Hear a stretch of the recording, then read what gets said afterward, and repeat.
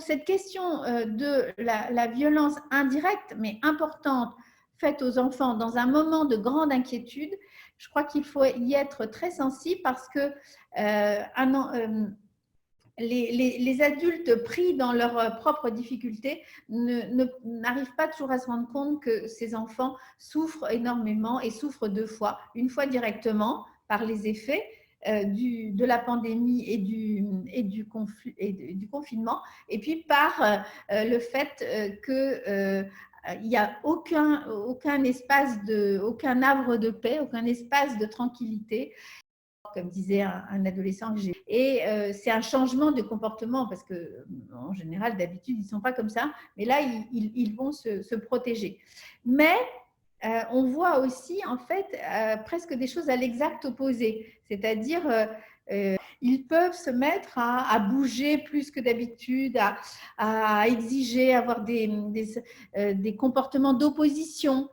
Par exemple, ou à être constamment en mouvement parce qu'ils sont doublement inquiets et ils ont une telle angoisse, une sorte d'excitation. Rien ne les tranquillise, rien ne les console parce que justement, ils sont touchés à tous les niveaux, hein, et ils n'ont aucun espace de sécurité.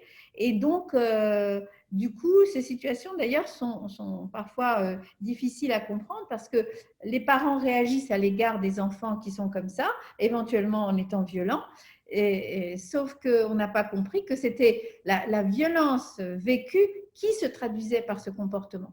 Et pour les adolescents, ça peut dégénérer encore plus vite. C'est à peu près pareil, hein. Il y a ceux qui se retirent, il y a ceux qui sont en lien uniquement avec le monde virtuel de leurs amis. Et puis, il y a ceux aussi qui vont se comporter, vont mettre en scène leur inquiétude et vont exploser, essayer d'être actifs dans cette situation. Il faut organiser la vie à l'intérieur de la maison. Il faut essayer de l'organiser un petit peu pour que, à la fois, il y ait des moments où on peut être ensemble et des moments où chacun est dans ses possibilités, dans ses envies. Il ne faut pas que les parents soient très exigeants sur les questions scolaires ou sur les questions de comportement, parce que ça les parents, ce n'est pas des professeurs, ils ne peuvent pas à la fois assumer tous les rôles.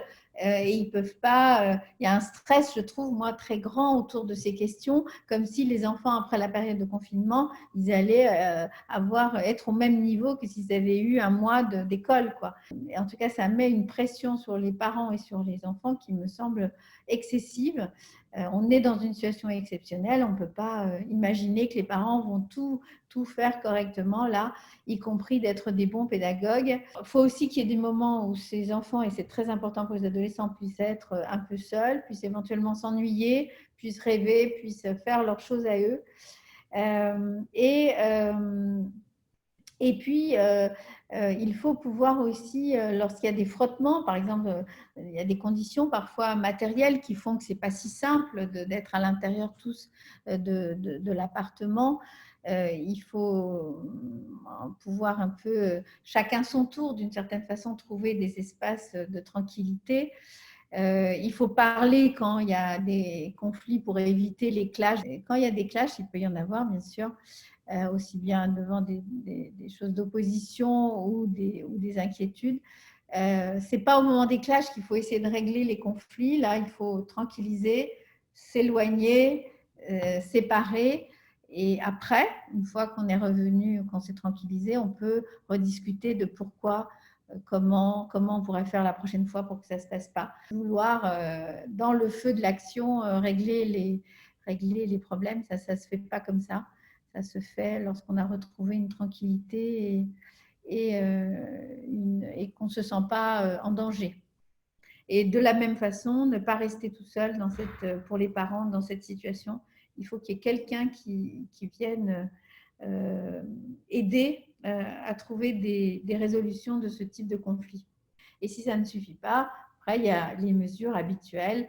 On peut demander l'aide d'un éducateur, une mesure, une équipe par exemple de l'aide sociale à l'enfance ou toute autre proposition qui soit de l'ordre éducatif ou soin qui permet de commencer à élaborer cette conflictualité et à sortir de cette douleur de c'est moi qui ai raison, c'est toi qui as raison. Et pendant ce temps-là, les enfants sont pris en tenaille et en difficulté.